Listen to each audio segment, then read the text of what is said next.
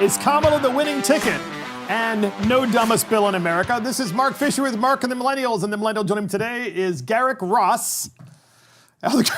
He looks so excited. Heck and of course, man. Christopher Hopkins, I our switched assistant. it up. I'm on this side of the table today, Yeah. in case anybody's thrown off. And explain why. Explain why. Well, we have a live studio audience, and somebody's sitting in my seat, so I'm over here today. But they're off camera, the live studio audience. And who's here?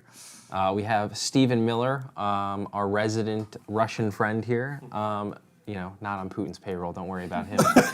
And then Logan Nagel. Yes. So welcome, guys. And also welcome to Christopher Hopkins, our assistant producer, and Adam Katora, our producer. And this podcast is called Is Kamala the Winning Ticket? Oh, boy. Is she the winning ticket? Because, as you know, she was just chosen as the vice presidential running mate for Joe Biden. This way I can see you. And we don't know how that's going to work out. What we do know is Joe said some really stupid things about the black community in particular. And go ahead, Garrick, what do you think? Joe puts his foot in his mouth a lot. His comment, which we'll play a clip of a little bit later, is one of his examples. But my early prediction, if you guys go and bet on those political betting websites, I would say that she does not help his chances of being elected. I honestly thought, while it was deemed the safe pick, I didn't think it did anything for his campaign. I actually thought it was just kind of a lackluster and kind of a weak pick at that. Why? She does check off some of the identity boxes that a lot of people find important, but when it comes to bridging the divide, that the growing, I'll call it, it's not a divide, it's like a gaping chasm at this point between the progressive wing of the party and the establishment corporate Dems, the progressives don't particularly like Kamala Harris. I don't understand why, though. Why? How can they not like her? Because she seems to check all the boxes.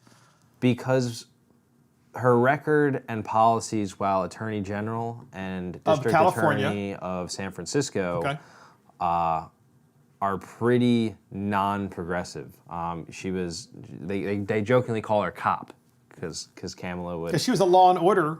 Very heavy-handed AG, very Okay. heavy-handed district attorney, was known for prosecuting pretty heavy sentencing, as well as enforcing truancy laws, which is very interesting. So a truancy law is basically, if your kid doesn't go to school for a certain number of days, they report these things to the state or whatever. But Kamala Harris would actually, prosecute mothers whose kids would skip school too much.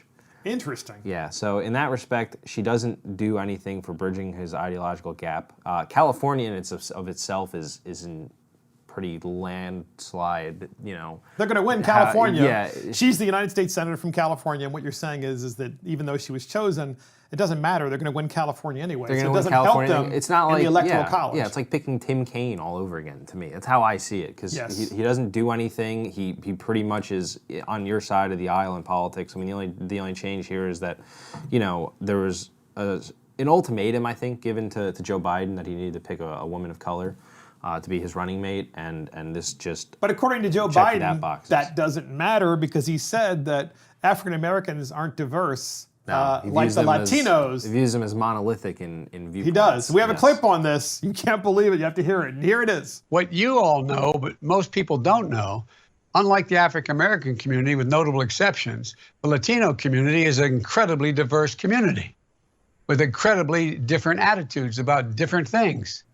You go to Florida, you find a very different attitude about immigration in certain places than you do when you're in Arizona.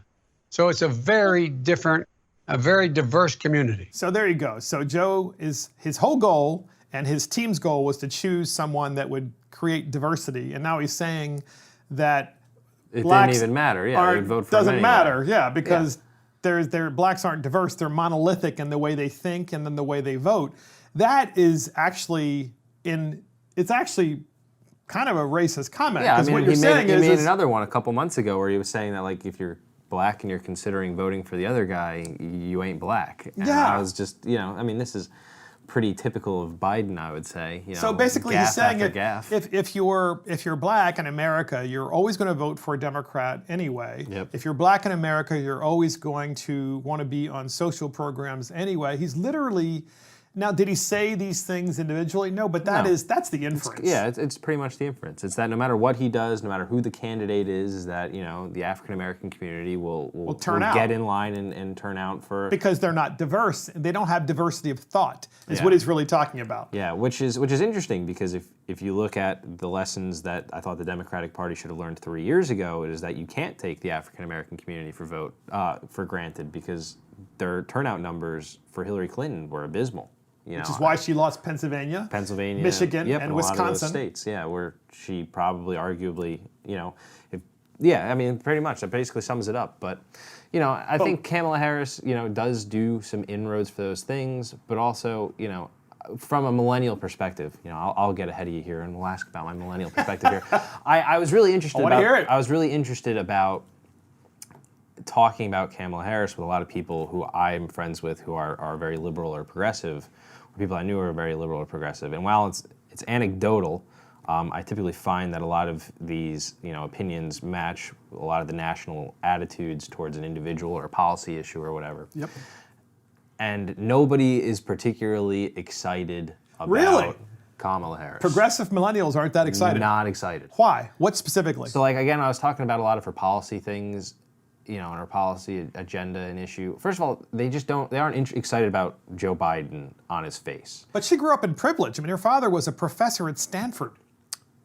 Possibly. I don't know much about her background, her That's my understanding. I mean, this is not... Her mother, by the way, is Indian. Right. As in from India. Yeah. And her father is black. African American. Yeah. Right. Okay. So while, identitarianism is important in some respects, and having people of color representing us in forms of government is important to other millennials my age, they don't see her policies as helpful either. So while she may check the boxes of identity politics, she doesn't actually check the policy boxes, which people typically find are more important. And that's the progressive millennial perspective, which is interesting to me, because I find Kamala Harris to be, and I think that the charts and the ratings all bear this out to be true as well, I find her to be one of the more progressive senators in the Senate. I mean, just her views on a lot of things are very interesting. But I will say to note, if any of you go turn on the news and start listening to what all the talking heads and the pundits are saying out there, you're seeing them all start trying to make the case that, liberals should get behind Kamala Harris because the media coordinates. The media coordinates, but also they're hysterical because yesterday she gets announced as the VP nominee, and the New York Times comes out and they say, Kamala Harris selected to be vice presidential nominee for the Democratic Party. This pragmatic centrist. And I was like, on what planet is she a pragmatic centrist? I heard that same report. I was like, oh my God. Yeah, she's a pragmatic centrist, right. I was like but it's funny. It's like on cue. Here comes the media trying to, just cover for her, carry the water for her. And here's where I'm going with this, Garrick and our studio audience. Where I'm going with this is that Kamala Harris is going to be used, in my opinion, as an attack dog. She's going to attack Donald Trump relentlessly and call him a racist because she can do that since she is black. And as well as she already had done it, because we're all forgetting, which I thought to be astonishing, which was actually brought up because Chris Dodd was Joe Biden's chairman who helped select the VP. He didn't want Kamala Harris because if you all remember during the primaries, she flat out on a debate stage called Joe Biden a racist. A racist, yes she did. And so here she is as his running mate. Yeah. Just ironic. Right back. I mean, initially she called him a racist and then she pulled back and said, I don't think you're a racist. But then really turned right back around and said, yeah, but you're really a racist. So now, since she has no problem doing that on a stage, imagine her with Mike Pence on a stage in a debate. She's gonna call him a racist.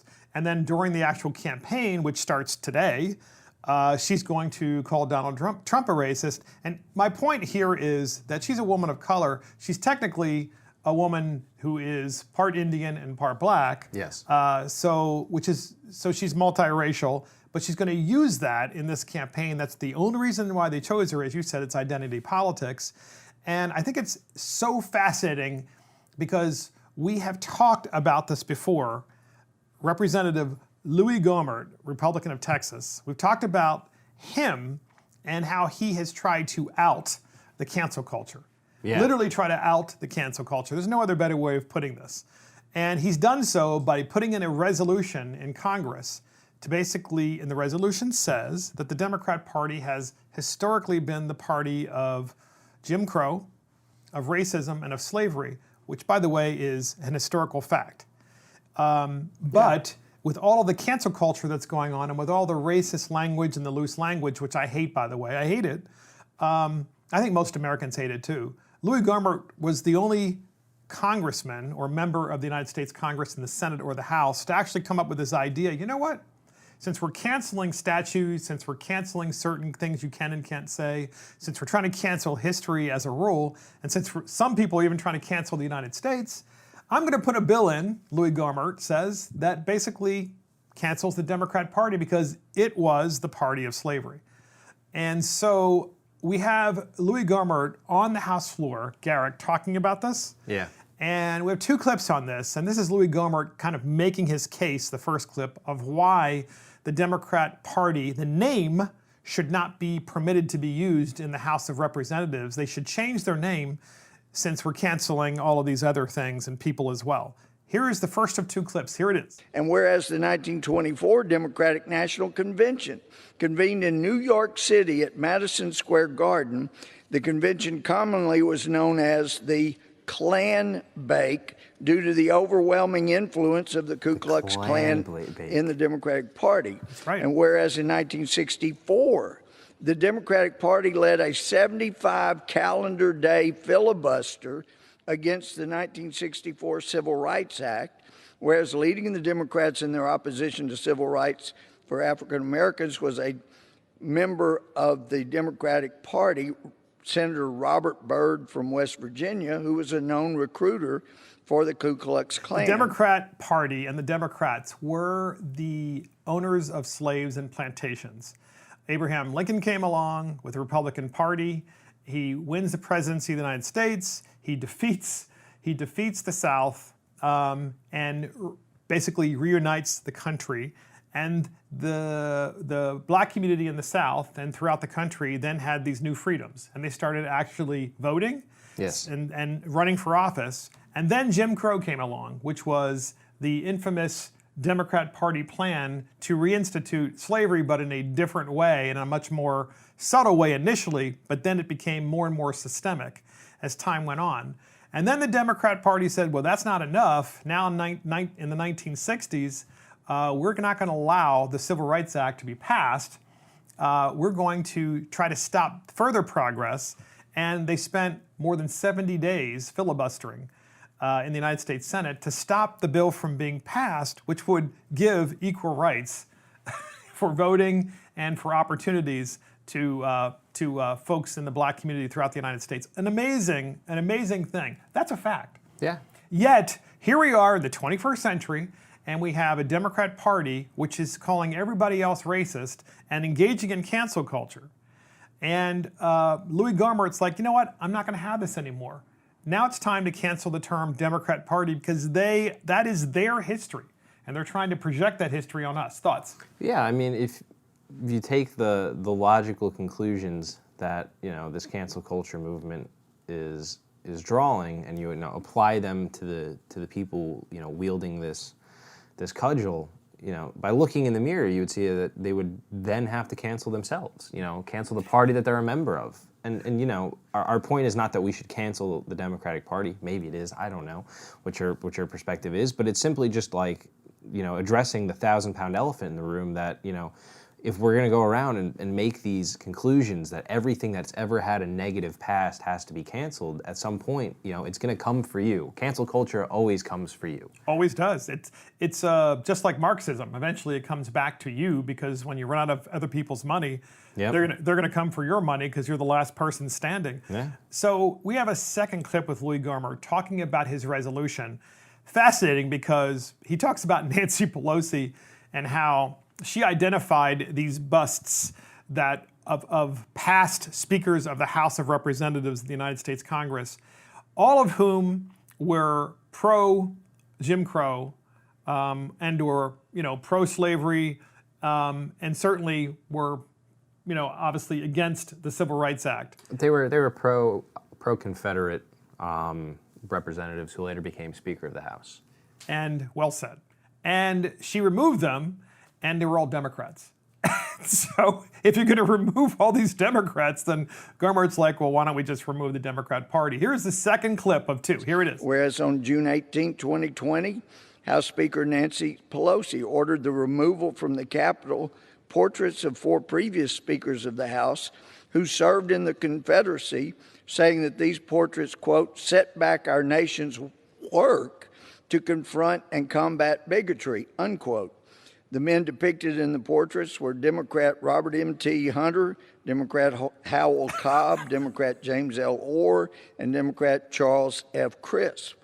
Resolved, all Democrats. that the Speaker of the House of Representatives shall remove any item that names, symbolizes, or mentions any political organization or party that has ever held a public position that supported slavery or the Confederacy from any area within the House wing of the Capitol or any House office building, and shall donate such item or symbol to the Library of Congress. And 2, that any political organization or party that has ever held a public position that supported slavery or the Confederacy shall either change its name or be barred from participation in the House of Representatives. And there you go. So it's the final whereas and wherefore that the Democrat Party, since it officially promoted and supported slavery, should change its name, because that's what cancel culture believes. Yeah. And my point in playing this, Garrick, is we've talked about this before, but we're playing this now because now we have a Democrat Party who's deciding that they're going to make race, an election all about race, and call everybody racist, which is an awful thing to do because it's such a strong term. And now we have Kamala Harris, who did this in the presidential primary debate in the Democrat Party. She's now the Veep, chosen Veep for Joe Biden. Isn't she going to do this exact same thing? Yeah, she's going to be the bulldog, like you said. She's going to go out. She's going to aggressively try to define the Trump campaign and the Trump administration is a racist body, and she's going to use her experience as a black woman to do that, and she's going to try to stand on that box. And so this is what politics is going to be for the next 3 months, and probably a lot longer than that.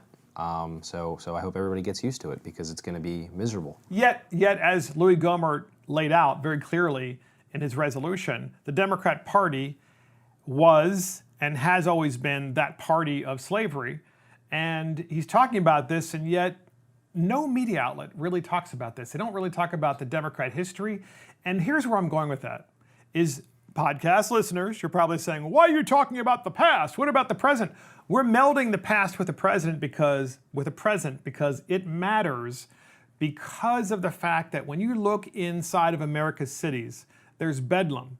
And there's bedlam mostly in the African American communities, the same communities that the Democrat Party has said it wanted to help for many years. And instead, we have plantations inside of America's cities. And I'm using that word, and I mean that word very seriously, because I'm not happy about it, obviously, where you're stuck going to failed schools, you live in a failed community, there's no opportunity, and the Democrats own this because they keep piling on one program after another, yet if you can't get a decent education in your local public school, you'll never get up and out. And so I find it fascinating that this is the same party that's saying, we don't want school choice, we want you to be stuck in this really bad school, but on the other hand, the Republicans are the racists. Are millennials going to buy this? That's the question. Are millennials going to buy what Kamala Harris is selling? Oh, probably. As terrible as this is to say, I mean, look. Are they that stupid? I'm sorry. Are millennials not? Obviously, it's not a monolithic movement. Millennials, not a monolithic cohort. But are the liberal millennials and the progressive millennials so blinded that they actually believe that the only place where racism may exist in America is someone who has an R behind their name? You say, that it's a small segment of the generation, but it's not. I think that, and the polling bears this out when you're talking about, how people view the country, how people view the two parties. I think it's like 60% of Americans right now in the most recent Gallup poll said that the United States is an inherently racist country. So the idea that even if ours aren't, and I don't believe that they are. I mean, they're losing the narrative. They're losing the conversation, the battle about discussing the benefits of America and why America is truly a great place for minorities and immigrants and things like that. And so yeah, typically you say it's stupid or they're stupid, but a lot of people across the country, especially millennials, but even No, the I'm not majority saying of the country. millennials. No, I know you're not saying millennials are stupid. I think you mean like the position is stupid, and I agree. But I think that unfortunately, a lot of people believe it. I think which is scary, by the way, and I think it lacks critical thinking skills to be anyone in America, no matter what your age is, and say, I'm not going to look at what has happened since, of course, the various social programs that were passed in the 1960s, and start there and move forward. Here we are in the 21st century, and say, what has that wrought? Yeah. And in American cities, in America's inner cities, what we're seeing is the consequences of that.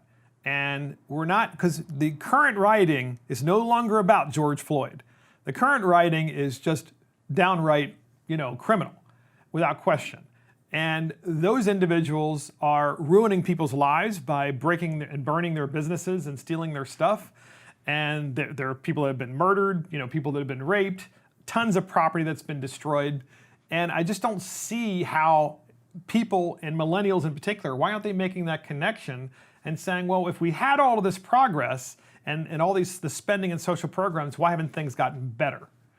Well, because we haven't spent enough. We haven't done it the right way. We haven't, uplifted the right communities. It's so true. And this is the inevitable, discussion of the policy, is that it's just never enough. Nothing we will ever do will be enough, because in this generation's or this philosophy's platform, we've never addressed the grievances or the issues from 100 or at this rate 200 years ago. We're simply just covering it up over and over again through each of these policy agendas, and we haven't done enough, and we continue to abdicate our responsibility to African Americans across the country. So that's how they feel about it. And and I don't believe, and you don't believe, that any one special program, any $1 more million is going to make the difference. So yeah, I mean, I think at this point, education is the key, and what we're seeing is that we have individuals who are still living in the last century with last century skills, and they're not ready for the century, and of course, the issues are far more complicated than that, and that's a whole nother episode to talk about. I was just really curious about what millennials thought about it, because I'm really concerned that millennials are going to look at Kamala Harris and say, okay, I could put the check mark there, so now we're ready. First woman and first black woman. So boom, boom, done. I'm going to vote for her. I don't care what she believes in. I would say, though, I would make the case that to a lot of them it is a lot more about policy than necessarily whether you check a few boxes. Think so? I really do think so. Now, I will say that it's not the policies you or I want. It's, they want her to be even farther left than she is. So, never there's enough. that, yeah. So here's the thing. In America's inner cities, we're seeing rioting, and it's still occurring. And BLM and Antifa are the two principal organizations. There are others who are organizing these riots, and that's what they are at this point. They're riots. They're not peaceful protests. Initially, they started out that way, but they are now riots. And in Chicago, and of course, Seattle and other cities have been hit particularly hard. Chicago, just recently, a couple days ago, there was a massive riot, and then there was a protest. The protest was at the police station in Chicago, because the rioters who had previously rioted and looted and burned property and so forth, many were arrested. Apparently over 100 individuals were arrested. So then the rioters decided, well, we're going to go and we're going to protest at the police station the fact that people were arrested for rioting, for burning, and for stealing. So it's unbelievable that this is where we are because I'm like, where are their parents, right? And then many of these are adults who are old enough to be parents. What happened? What happened when they were brought up?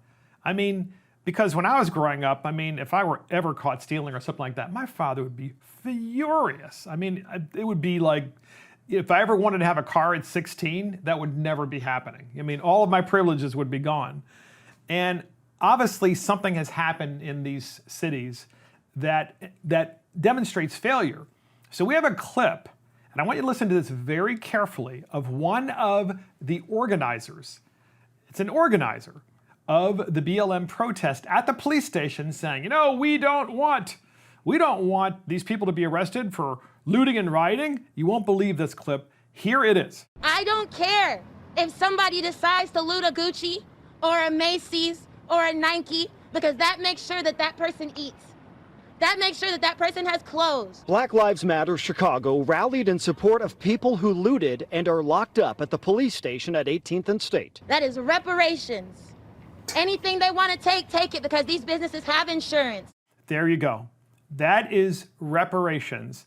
And in other words, you have the right in America's cities, America's greatest cities, to go down any street, doesn't matter what the street is, how rich, how poor, and go down that street, break a window of a store, walk in, and take as much stuff as you want, and take it with you, because that is reparations.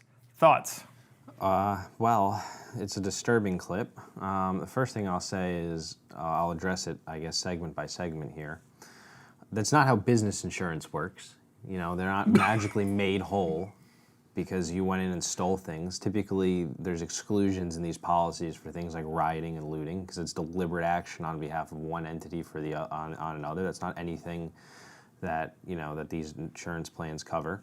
By the way, I have to stop you there for 1 second. I definitely want you to continue, but you brought up the business insurance. This is probably the same person or persons who fakes something that happened to their car. And then what happens is the insurance company sends an adjuster, and the adjuster says, well, this is what it's worth. Then they send you, the way it works is they send you a check. Yeah. But then you can choose whether or not you want to fix the car with that check or just keep the check. So in other words, she's basically perfecting the art of insurance fraud. Go. Anyways, so I will say, additionally, society is built on the premise of law.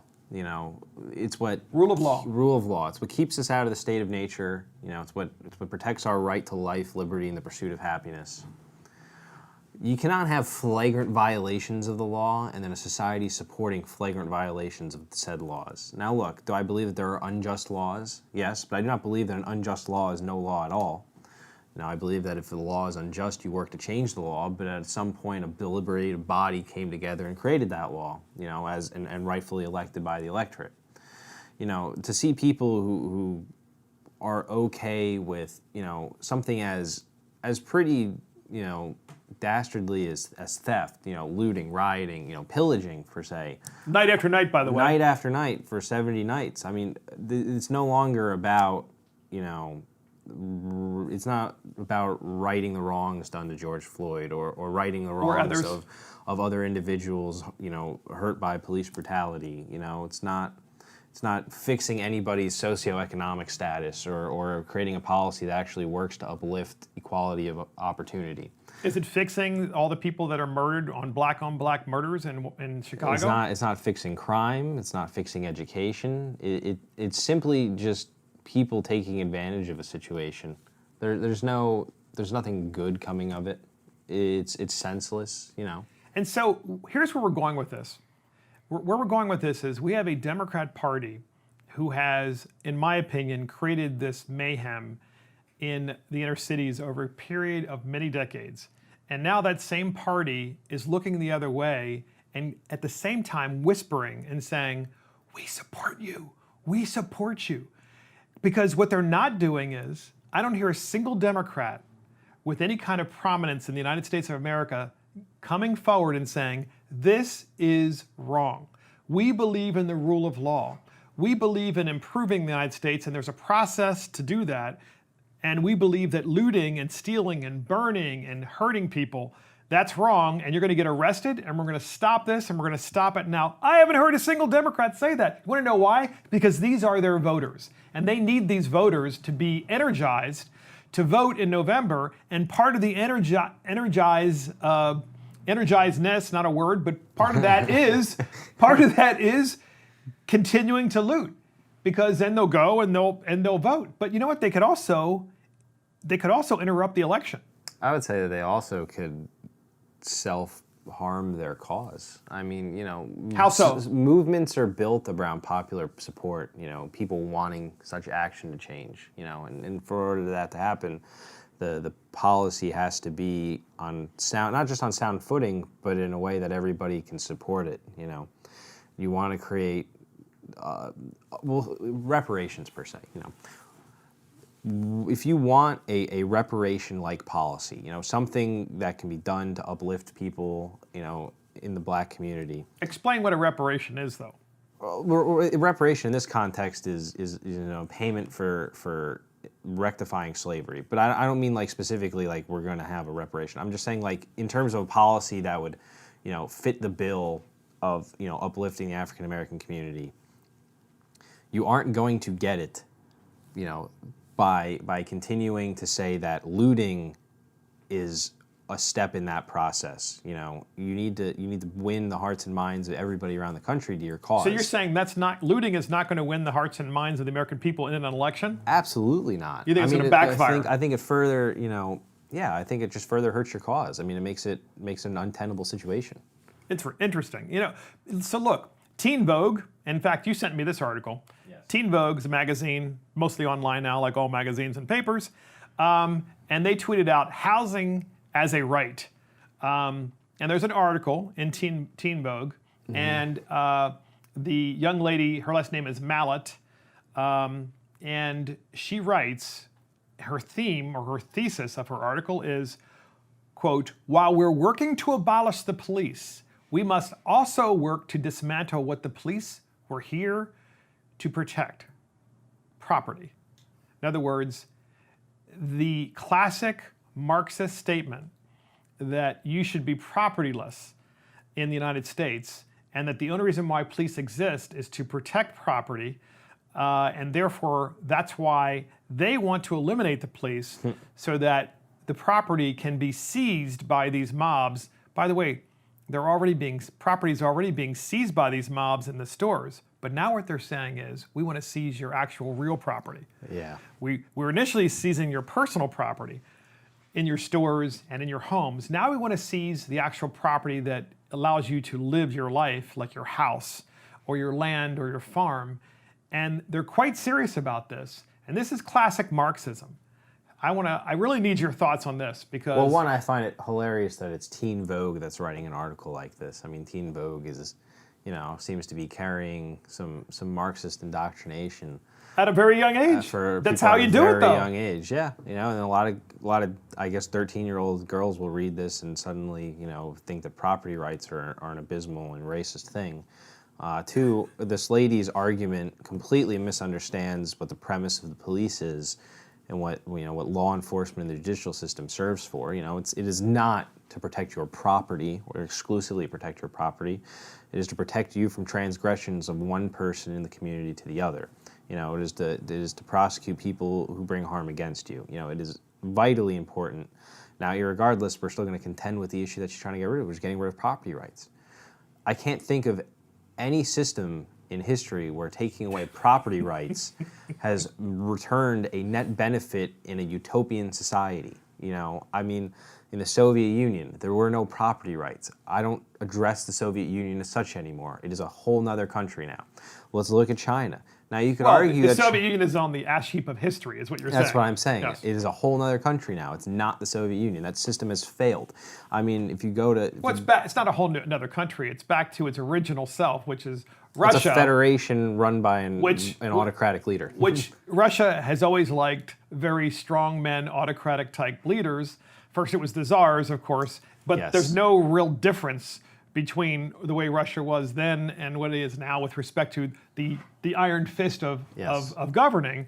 And of course, it's a whole other subject. We have Stephen here who's actually, great, and he speaks Russian fluently. Yes. But the fact of the matter is the Soviet Union is on the ash heap of history, which is where you're going with this, because they got rid of property rights. And here's the thing, like I could so let me ask you a dunk question. on communist countries and their but failures let me ask you historically. a question. Let me ask you a classic Marxist question. In perfect communism, Marx said each person would work according to their ability and take according to their need. So let me ask you something. If I have a farm, and the farm is in my backyard and I have 5 acres, and I decide to grow tomatoes because they just really grow well where I am. And the way Marxism works is that I'm allowed to farm that land and I'm allowed to grow those tomatoes, but those tomatoes, once grown and ready to ship, belong to somebody else, not to me. I don't own the land. I don't own the tomatoes that I'm growing. Let me ask you a question. Why in the hell would I work? Well, let's you know. Why would I work? Historical example, you know, like, look, I know it's to some people they may see this as tired, like a lot of people repeat these same arguments, but there's a lot of validity to them. I mean, the Great Leap Forward in early Chinese, you know, communist history was the perfect conditions you're describing. You know, where all these farmers were farming, you know, and when it came to rice output, it drastically fell off, led to one of the greatest famines in human history, and one of the single mass death instances ever happened. I mean, I think they estimate like 60 million, you know, Chinese people died as a result of this policy. You know, when you don't create an incentive to work, people don't work. It is the way that it is. They'll always assume that somebody else will be there to pick up the slack. You know, that's why I think that, you know, transactory, you know, economies like we have here in the U.S., where, you know, each person has capital and they exchange capital for goods and products and services, is the most efficient way to do this. Because at the end of the day, all people are ever really chasing is comfort, you know, an ability to feed themselves, sustain themselves by the merit of their own work. You know, the things that they do at the end of the day to bring home a paycheck, you know, to bring home, you know, goods and services for their family. And, you know what's interesting, though, is in Manhattan, and also my understanding is in Chicago too, but certainly in Manhattan, the Rolex store was raided some time ago, a couple months ago, and apparently every single Rolex that was in the store that could have been grabbed. You heard the clip. The girl was talking about how, I don't care if you're robbing a Gucci store. Gucci's like, I don't know, $1,000 clothes. So here's where I'm going with this. So these are individuals who are looting, and according to the BLM mantra, you shouldn't have property. No. And therefore, they're going to go take it. But they're also acting as capitalists, because when you go into a Rolex store, and let's say you go in and you get 5 Rolexes, you're probably not going to wear all 5. You're probably going to sell 4 of them. Yeah. Well, so then you're back to capitalism, except that it's it's kleptocracy. You know, I mean, you're stealing Marx's stuff. great thesis was that, you know, socialism and Marxism was an inevitable, you know, conclusion of economic progress. I would argue that the human condition has shown us that capitalism is ultimately the end economic, you know, system. I mean, why? Perfect example here. Let's look at the Capitol Hill Autonomous Zone, or CHOP, or Chaz, CHOP, whoever the hell they were calling it. That was where, in Seattle? Seattle. So you had a bunch of these progressives, and some would say Marxists, who go and take over, like, you know, 5 blocks in downtown Seattle and want to create their own country separate to the United States. What do? They immediately build a capitalist society with law enforcement and all the things that make the U.S. the U.S. They just changed who was governing it. You know, and these are people who had a chance to enact their policies in the way that they wanted to, and they kind of blundered it away. I mean, for me, the Chaz CHOP experience was mostly a bunch of stoners. You know, that's what it looked like to me. Hippies with time on their hands. A bunch of stoners with a lot of entitlement and maybe a little bit of anger, but also the desire to take things from others and redistribute them, just because I think they're so dazed and confused. I don't think they know where they are. But the BLM protests in Chicago are different. Yeah. And they're a lot different at the moment. They're different. I mean, of course, this could spread in other cities and in different ways. But they're different now because these are individuals who are literally justifying and know exactly what they're doing. They're admitting that what they're doing is stealing. And they're saying, we are entitled to this because of reparations. And we're entitled to this because, you know what? The man has insurance, and it's going to get replaced anyway by his insurance company. I mean, it's just crazy. Yeah, I mean, but this is This is the future. It's where the United States is right now. Yeah, this is where we are, and this It's where is the Democrat Party is right now, because these are all Democrat voters, people. This is the Democrat base right now. This is what they've created. Electing, those progressives, the Ilhan Homars, the Squad, the progressive mayors of these cities. These are the people who are electing the leaders that let these same individuals get away with doing things like this. So so here's where I'm going with this. How is it any different than if you're? So I'm going to get heat for this. How is it any different from being subservient and a plantation-like mentality from pre-Civil War times to living in a city now and saying, well, gee, I'm dependent completely on a political party. I'm completely dependent on the system. And this is the only way I know. It's the only, because this is the way my parents grew up. This is the way I grew up. And we're seeing the results of this in the cities. How's this any different? And why is it that the media isn't asking critical questions like, why does it seem to be the black community that hasn't made progress despite all of these programs, and yet the Democrats are being rewarded with their votes? And I know partly what the answer is. It's because of the free stuff. And it's not helping. It's not helping. Two parents help. Having two parents in the household. We've talked about this many times. And I want to be careful of this, but I would be happy to debate anybody who wants to debate on this subject, because America's cities and generally speaking, the black communities that live in them are in great despair and trouble. And I point to the people that have been governing those cities for many, many decades, and it's always the Democrat Party. And here's another way to look at it. I would say that there are a lot of people in the Democratic Party who recognize, I mean this is voters, not elected officials, who kind of recognize some of these things. I mean, let's look at who the nominee for the major, party is for the Democrats. I mean, it's Joe Biden. And a lot of people's chief issue with Biden, stems from the '94 crime bill. And you can debate a lot of the merits and some of the policies on it and things like that, but it has largely been one of the things that has led to the incarceration of the black community and black fathers especially. And so, some people do recognize that blind fealty to the party doesn't always get you anywhere.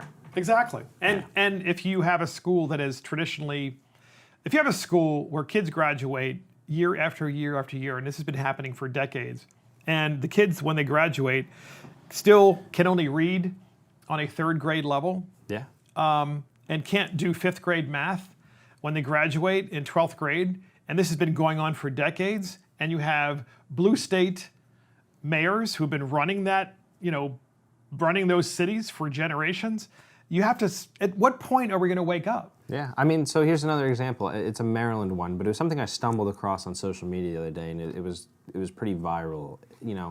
It's not just in blue cities, but it's in blue areas, blue states, blue counties. So we're talking about earlier. One of the things they were talking. One of Kamala Harris's chief complaints about Biden was segregated schools, but they were looking at Montgomery County public schools and how their districts are drawn, and the racial demographics of each of these schools is a very fascinating things to look like. And if you know anything about Montgomery County, you'll know that this is Montgomery County, Maryland. Montgomery County, Maryland, right outside Washington, D.C. It is about as Democrat gets. It is the bluest of blue. Progressive as it comes. And it's like the way that they intentionally draw up their school districts, puts majority minority in certain schools and majority white kids in other ones. Yep. And it's it's the same story. And look, so in other words, they're engaging in segregation intentionally in Montgomery County and have been for generations. Yet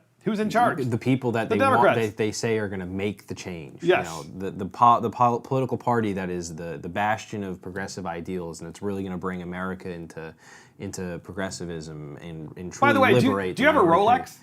No, I don't even wear a watch. So I'm old enough to be your father. I don't have a Rolex, right? Yet there are people in downtown Chicago and in downtown Manhattan now who have a Rolex, And I've worked my entire life, many times 7 days a week, and still work 6 days a week because, I always have to be available for a variety of different reasons in either one of my jobs. And I've never owned a Rolex. And I think to myself, this is part of what's wrong with this country, right? These are individuals who think because they have been taught, they've been trained that they are owed something because they are continuously given things by the Democrat Party. We have a clip on this, and there is a certain president of the United States who started all of this nonsense, and his name is Barack Obama.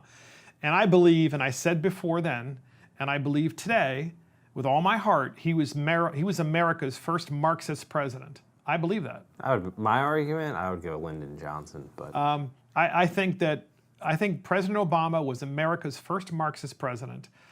He did nothing to improve the lives of the black community. He did create, yes, it's true, he did create a lot of pride because he's the first black American president, and I get that and I respect that. But he was the Manchurian candidate, all about Marxism. And we have a clip in 2012 when President Obama was running for re-election. He had a tough re-election because the economy was still bad, still very bad. Yeah. And in 2012, the cell phone business was going through the roof, and a lot of people still didn't have cell phones. They had home phones, they had landline phones on the wall. How does that work, Mark? Millennials are like, what the heck's that? The hell's a home phone? So President Obama decided, along with his Congress, to pass a bill to give free phones to whom? To the people who allegedly said that they could not afford them in exchange for their fealty, their vote. And it was disgusting because it was a close election. It was one of the many things, and we see what this has wrought because I remember then, there were a lot of people that I knew that were friends who still didn't have a cell phone themselves. They still operated off of the old, because they were living on really tight budgets. But Obama, and they didn't want the free phone. They wanted to be able to buy their own phone. But Obama had this, what became to be known as the Obama phone. And guess what state Obama needed to win? He really wanted to win the state badly, and that was the state of Ohio. So he focused on Cleveland, which has a heavy concentration of minorities that live there. And in 2012, the news media went there and they asked all these folks, primarily black Americans from Cleveland, why are you protesting and so forth? And why are you so, over the top crazy about Obama? And we have a clip on that, and here it is. Obama. You got Obama phone? Yes, everybody in Cleveland, low minority, got Obama phone. Keep Obama in president, He gave us a phone. He gave you a phone? Do more. How did he give you a phone? You sign up if you on food stamps, you on Social Security, you got low income, you disability. I have a question. Okay, what's wrong with Romney again? Romney, he sucks. Bad. Romney, as you heard her say, she doesn't like Romney because Romney was not offering the free phone, the free stuff. But in 2012, the thing you wanted more than anything else in the world, especially then, because of all of the data and so forth, and the emails and all the other texting capabilities, and MMS was just starting to come out, all these neat things, you wanted a phone more than anything else. So President Obama created this program, and it was nothing more than a way of generating excitement by people who would normally never vote or not vote, but they decided to vote because they were getting something for free. And here's my problem with this, is you want these individuals to vote, but because of our incredibly poor education system, they don't understand that there's an opportunity for them to have the best phone that money can buy. There's an opportunity for them to buy their own Rolex. There's an opportunity for them to buy their own Gucci bag if that's what they really want to do. And it's called a job. And a job is the best way to true freedom. And they are not free when they're being given things. Because when you're being given things by the government, those same things can be taken away. Thoughts?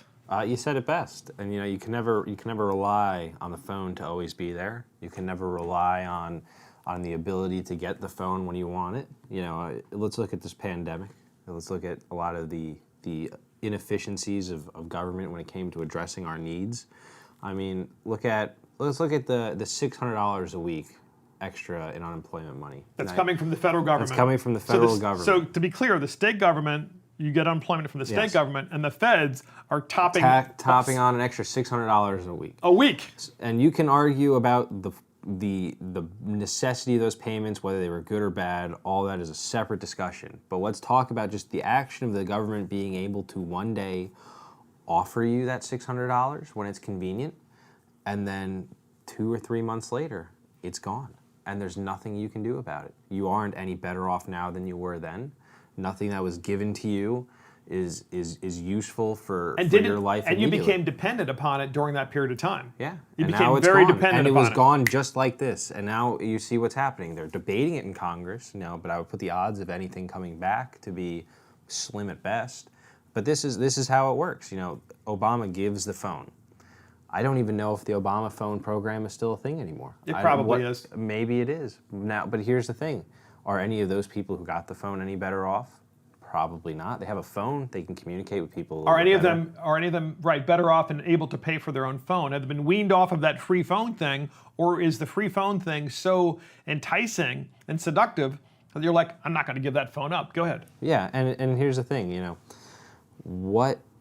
what point do we realize that the purpose of social programs were supposed to be a social safety net? That was what you always heard. It was the social safety net. It was that if you fell, there was something there to catch you, get you on your feet, and let you start climbing again. But alas, a lot of Ronald Reagan said it best. The closest we get to eternal life is a government program, and so people are. It's going to continue to fester a lot of these issues. We can give people money, we can give people food, we can give them phones, but we can't give them a job, which is to me is discouraging, because that's what we should be doing. We should be striving for. We should be giving people equality of opportunity, the ability to go out and that starts with education. It starts education. It starts with training. It doesn't you don't have to go and get a college degree. You don't have to go get a PhD or whatever. I mean, shop classes. The world needs welders. The world needs plumbers, pipe fitters, electricians. And these jobs, they don't pay you crap wages. No, they're great wages actually. They're really great wages. Great benefits. A lot of these companies are. I was talking to I just moved, so I was talking to my cable guy. If you're 19 years old and you want to go work for Verizon doing cable for them, $85,000 introductory salary. Incredible. You get 4 weeks of vacation annually, and you get a guaranteed 3% wage year over year. Incredible. And this is what's out there for people, but nobody knows to go and look for it. Nobody helps people go and look for it, and nobody helps train people for the right skills. And this brings us full circle back to the Obama phone, because that was in 2012. So Barack Obama was elected in 2008. 2008 and reelected in 2012. And then 2012, knowing he was in a really tight election, he, among other things, put this Obama phone in place. Barack Obama gets reelected. He was in office for 8 consecutive years. And after 8 consecutive years of his leadership, the black community was no better off. Yeah. The country was no better off. Barack Obama did not support school choice, except in Washington, D.C., but that was only because John Boehner, Speaker of the House at one point in time, literally got in front of Obama and begged him to expand the school choice options in D.C. because he shamed Obama and the fact that Obama was sending his 2 children to private school while everybody else was relegated to the really crappy schools. So after 8 years, nothing got better for the black communities, especially in these inner cities. And then Donald Trump gets elected. And what happens? For his first 3 years in office, the African American and Latino lifestyles and benefits to the economy, to them, their lives were getting better and better. They were making more money than they ever had made in terms of a percentage and historically. They were better off than they'd ever been. And the Democrat Party was so threatened by this, that they have spent the last 3.5 years playing the race card and the race game. And now it brings us back to the pandemic and brings us back to where we are today with Kamala on the ticket.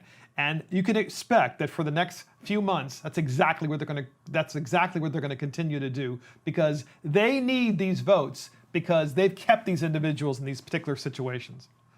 Go ahead. Final thoughts. It is going to be an interesting next 3 months. You're gonna see.